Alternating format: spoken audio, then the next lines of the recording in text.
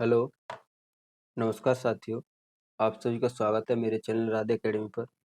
तो आज के इस वीडियो लेक्चर में हम बात करेंगे कि दिल्ली विश्वविद्यालय एमए हिंदी साहित्य सेमेस्टर 1 में जो भी हमारे साथी हैं, तो उनका प्रश्न पत्र है 102 आदिकालीन हिंदी काव्य।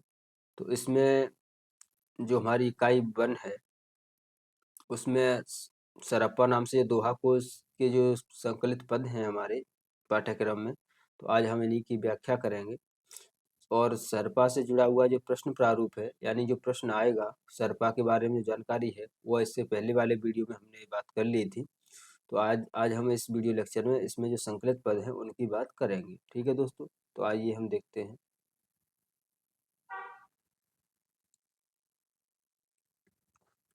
अगर दोस्तों हम बात करें दोहा कोश की, तो देखिए कि जो दोहा कोश हमारे पाठ्यक्रम में निर्धारित है, वो पूरी कृति न होकर के उसमें से कुल 10 पद हैं। ठीक है, और वो पद कौन से हैं? तो जिसका संकलन राहुल साकृत्यायन जी ने किया है दोहा कोश का, उसी के 10 पदों का संकलन है। ठीक है, तो वो 10 पद कौन कौन से हैं, तो उनको देखिए। जो पद संख्या 1 और 2 है, जिसमें षड्दर्शन खंड ब्रह्मांड नाम से है, जिसमें पद 1 और 2, करुणा सहित भावना दोहा 17, चित्त दोहा 24 और 25, सहज महासुख दोहा 42, 43, 44, परमपद 49, देह देह ही तीर्थ 96। ठीक है, तो इन्हीं जो दोहा है या ये पद हैं, यही हमारे पाठ्यक्रम में संकलित हैं। ठीक है, तो आइए हम बात करते हैं दोस्तों इन दोहा को या इन पदों को। आप इस प्रकार देखिए, एक तो ये पद वो है जो मूल सरप्पा के पद हैं, फिर इनका बाद में छाया अनुवाद किया गया है। ठीक है, यानी इनको फिर सरल भाषा में थोड़ा लिया गया है, क्योंकि ये अपभ्रंश भाषा है। ठीक है, तो अपभ्रंश भाषा होने के कारण ये ज़्यादा कठिन है। ठीक है, तो फिर जब हिंदी में इनको लिया गया तो इनका छाया अनुवाद किया गया है, यानी इन्हीं के आधार पर जो हिंदी है, हिंदी का जो रूप है उन्हीं में रूपांतरित किया गया है। तो देखिए, सबसे जो पहला पद है, अगर हम उसकी बात करें, तो वह है कि ब्राह्मण न जानते भेद, यूं ही पढ़ें ये चारों वेद, मट्टी पानी कुशले पढ़ंत, गरहें बैठी अग्नि होमंत। ठीक है, तो सबसे पहले अगर ये आपके एग्जाम में आता है तो आप संदर्भ देखिए कि प्रस्तुत काव्य पंक्तियां आदिकालीन सिद्ध साहित्य के शिखर कवि सहरपा द्वारा रचित हैं, जिसका संकलन राहुल सांकत्याय जी ने दोहाकोश नामक पुस्तक में किया है।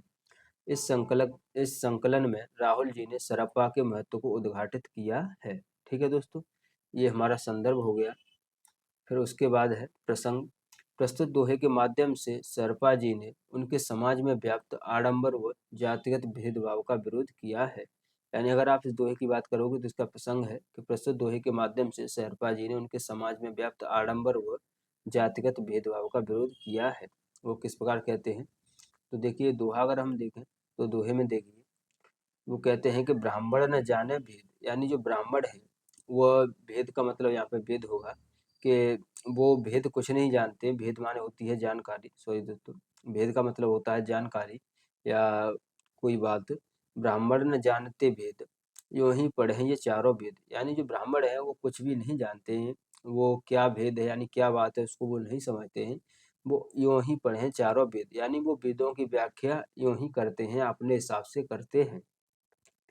मट्टी पानी कुश ले पढ़ंत, घरें बैठे अग्नि होमंत, यानी मट्टी पानी से जो कुश लई वो जो कुछ है वो अपने हिसाब से उसका बखान करते हैं। ठीक है, तो व्याख्या देखिए कि ये ब्राह्मण बिना ज्ञान के चारों वेद पढ़ते हैं। ये लोग वेद के भेद यानी रहस्य तक को नहीं जानते। मिट्टी पानी हरी धूप सामने रखकर तथा अग्नि प्रज्वलित कर पूजा करके करने बैठ जाते हैं, अर्थात ये लोग मात्र दिखावा करते हैं। ये लोग बिना मतलब के अग्नि में हवन सामग्री जलाते हैं तथा उसमें उत्पन्न धुएं से आंखों से आंसू बहे जाते हैं।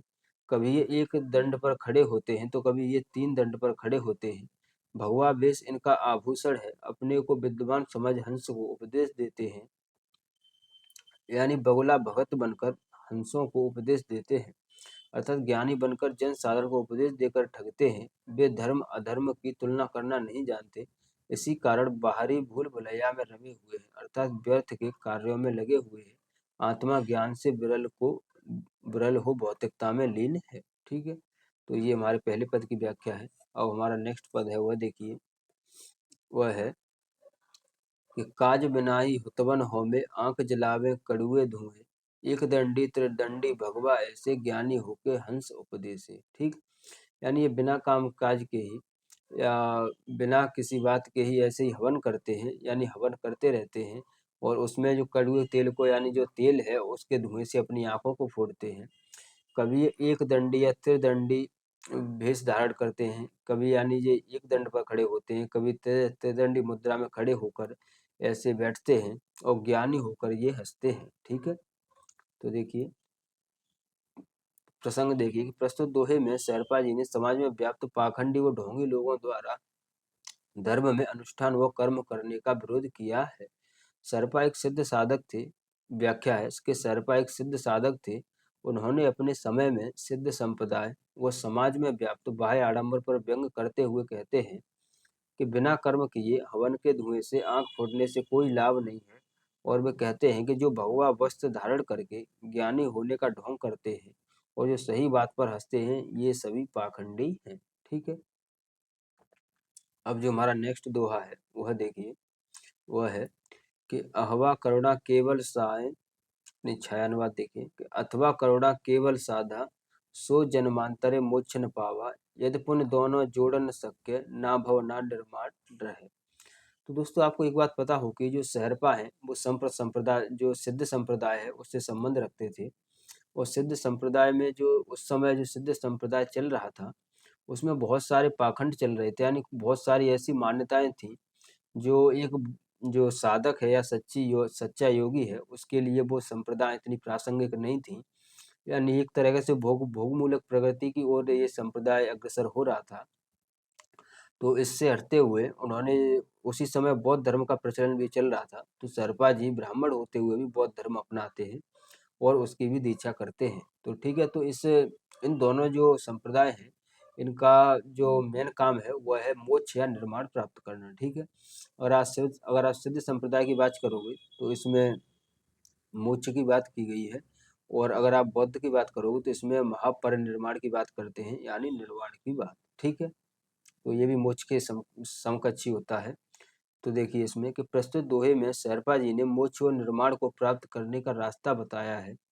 शेरपा कहते हैं, व्याख्या है कि शेरपा कहते हैं कि मोक्ष को प्राप्त करने के लिए सिर्फ करुणा का ही होना जरूरी नहीं है, उसके लिए हमें करुणा व साधना दोनों का अनुसरण करना होगा। शेरपा मोक्ष या निर्माण की प्राप्ति के लिए सिद्ध धर्म की साधना व बौद्ध धर्म की करुणा दोनों के सम्यक अनुसरण करते हैं। ठीक है, और नेक्स्ट हमारा दोहा हुआ देखिए, वह है कि बंधे कर्म से जना कर्म विमुक्ति होय न मुक्त, मन मोक्ष के पीछे ही पावे परम निर्वाण। ठीक है, तो इस बार इस पद में हम वो निर्माण की बात करते हैं। तो देखिए प्रसंग कि प्रस्तुत दोहे में शेरपा जी ने सहज मार्ग पर चलकर मोक्ष प्राप्त करने की बात कही है। ठीक, तो कैसे पद को देखिए पहले कि बंधे कर्म से जना कर्म विमुक्ति होय न मुक्त, यानी जो बंधन का कर्म है, यानी जो सांसारिकता से जो आप बंधे हुए हो, उससे विमुक्त, यानी उस कर्म से विमुक्त हुए बिना जो सांसारिक अपना कर्म है उससे विमुक्त या उससे दूर हटकर तुम मुक्ति नहीं पा सकते, यानी मन को शांत नहीं कर सकते। मन मोक्ष के पाछे ही पावे मन निर्माण, जब तक आपका मन है वह चित्त है वह शांत नहीं होगा, या जब तक आपके मन को जो सांसारिकता है उससे विमुक्ति नहीं मिलेगी, मोक्ष प्राप्त नहीं होगा मन को, तब तक आपको जो परम निर्माण है, यानी जो मोक्ष है, निर्माण है, उसकी प्राप्ति नहीं हो सकती। सॉरी दोस्तों, तो व्याख्या देखिए, व्याख्या है कि सरप्पा जी साधना मार्ग पर चलने के लिए जगत बंधन के संबंध में कहते हैं कि कर्म के बंधन में बंधकर मन की मुक्ति नहीं हो सकती। वे कहते हैं कि जब तक मन को मोक्ष की प्राप्ति नहीं होगी तब तक निर्माण की अवस्था प्राप्त नहीं हो सकती। अतः शेरपा निर्माण की प्राप्ति के लिए मन के मोक्ष को ही प्रस्तुत कारक मानते हैं। दोस्तों यहाँ पे मैंने आपको संदर्भ पहले बता दिया है, संदर्भ तो हमारा वही रहेगा, संदर्भ बदलेगा नहीं, लेकिन प्रसंग मैंने प्रत्येक दोहे में दिया हुआ है। लेकिन अंत में आप इसमें एक वो विशेष करके पॉइंट और बनाइएगा, जो आपने मैं आपको बताता आया हूँ। जो मैंने भक्तिकालीन आज जो काव्य है उसके बारे में संबंध उनकी पदों की मैंने जब व्याख्या की है तो उसमें बताया है। तो विशेष पॉइंट डालकर दोस्तों इसमें 1 या 2 3 बिंदु आप शेरपा जी के बारे में और साथ ही दोहे के बारे में लिख सकते हो कि उसमें किस चीज़ की बात की गई है। यानी जैसे हमारा ये दोहा है तो इसमें आप कह सकते हो कि शेरपा जी निम्न दोहे में निर्माण की बात करते हैं या मोक्ष की बात करते हैं, और वो सिद्ध संप्रदाय में जो साधना मार्ग है उसमें जो कर्म बंधन है, यानी जो कर्म का बंधन है सांसारिकता के रूप में, उसको बताते हैं। तो ऐसे करके आप विशेष करके जो बिंदु हैं वो आप जरूर लिखिएगा, तो आपको नंबर अच्छे मिलेंगे। ठीक है दोस्तों, ये जरूर करिएगा आप। नेक्स्ट दोहा है वो देखिए हमारा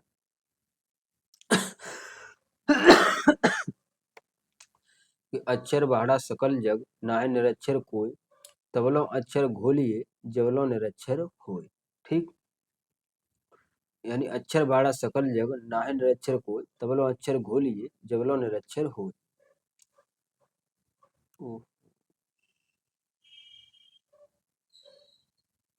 सॉरी दोस्तों, ये वाला पद हमारा छूट गया, इसकी व्याख्या नहीं हो पाई। कोई नहीं, मैं आपको बाद में बता दूंगा। तब तक आप जो नेक्स्ट जो पद है वह देखिए कि ध्यान रहित क्या कीजिए ध्याने, जो अवाच्य ताहे क्यों बखाने, भव समुद्रे सकल जग बहेट, निज स्वभाव न कहे गए। तो प्रस्तुत दोहे में शेरपा ने साधना में ध्यान के महत्व को उद्घाटित किया है। यानी इस दोहे में जो शेरपा जी हैं वो ध्यान की बात करते हैं। तो देखिए कि ध्यान रहित क्या कीजिए ध्याने, यानी जब तेरा ध्यान ही नहीं है, जब तेरा अगर कोई जो योगी है या साधक है वो ध्यान करने के लिए बैठा हुआ है, तो जब वो ध्यान कर रहा है तो उसका ध्यान उस जगह न होकर, यानी ईश्वर के समक्ष न होकर के उसका ध्यान भटका हुआ है, यानी उसके ध्यान में जो सांसारिकता की बातें हैं वह सब चल रही हैं। तो उसी की बात कहते हैं वो कि ध्यान रहित क्या कीजिए ध्यान है, यानी जब तेरा ध्यान ही नहीं है तो फिर ये तू ध्यान क्यों कर रहा है। जो अवाच्यता है क्यों बखाने, यानी जो अवाच्य है उसे तू क्यों बखान रहा है, तू सिर्फ ईश्वर की वंदना कर। भव समुद्र सकल जग बैठे, यानी भव समुद्र यानी जो सांसारिकता है जगह है उसमें तू बैठ कर के निज स्वभाव ने को ही गए, यानी जो तेरा निज स्वभाव है वह नहीं जा सकता। ठीक है, तो व्याख्या देखिए कि शेरपा जी कहते हैं कि महासुख की कल्पना अनुभूति के स्तर पर ही की जा सकती है। वे कहते हैं कि ऐसे ध्यान लगाने से क्या फायदा जो सहज रूप में प्रस्तुत किया जा सकता है। वे कहते हैं कि जब तक आप सांसारिकता को त्याग कर अपने निज स्वभाव को प्राप्त नहीं करोगे तब तक ध्यान लगाने से कोई लाभ नहीं है। ठीक है, और नेक्स्ट दोहा है वह देखिए छायानुवाद कि मंत्र तंत्र न ध्येय न धारण, सर्व ईरे मूर्ख विमूर्ख कारण, असमल चित्त न ध्याने खरड़ो, सुख रहते न अपने झगड़े। तो इस दोहे में देखिए प्रसंग है इसका कि प्रस्तुत दोहे में शेरपा ने साधना में तंत्र मंत्र की जगह चित्त के सहज की बात करते हैं। यानी जो भी साधना करते हैं योगी, तो उनसे वो कहते हैं कि आप ये तंत्र मंत्रों का जो आवरण है इसको हटा करके जो आप ये सब करते हो, इन लोगों को वो मूर्ख की संज्ञा देते हैं, यानी मूर्ख मानते हैं। और कहते हैं कि असमल चित्त न ध्यान खड़े, यानी जो तुम्हारा चित्त है उसको उसका ही ध्यान लगाइए, उसमें जो आपके चित्त में मन में है आप ईश्वर का ही गुणगान करिए, ईश्वर का ही ध्यान लगाइए, उसी से आपको मोक्ष प्राप्त होगा। सुख रहते ना अपने झगड़े, यानी इसी से आपको सुख मिलेगा। ठीक, तो व्याख्या देखिए कि सिद्धों ने अपनी साधना में चित्त को ही महत्वपूर्ण माना है। इसी पर जोर देते हुए शेरपा कहते हैं कि साधना के मार्ग में तंत्र मंत्र धारण करने वाले व्यक्ति को मूर्ख बताते हैं। अब तक चित्त का ध्यान नहीं करोगे, जब तक चित्त का ध्यान नहीं करोगे तब तक सहज सुख प्राप्त नहीं हो सकता। ठीक है, अब जो हमारा नेक्स्ट पद है उसे देखिए आप कि गुरु के वचन अमीय रस, धाय न पीऊँ जे, बहु शास्त्रार्थ मरुस्थले त्रसते मरबो तेहि। यानी जो ये पद है इसमें वो गुरु की महिमा का वर्णन कर रहे हैं। प्रसंग देखिए कि प्रस्तुत पद में शेरपा गुरु के प्रति अटल भक्ति के प्रमाण को व्यक्त करते हैं। वे कहते हैं कि गुरु के बिना उस परम तत्व को नहीं देखा जा सकता। ठीक, तो देखिए गुरु के वचन अमीय रस, अमी का मतलब होता है अमृत। तो वो कहते हैं कि गुरु के वचन अमृत के समान है।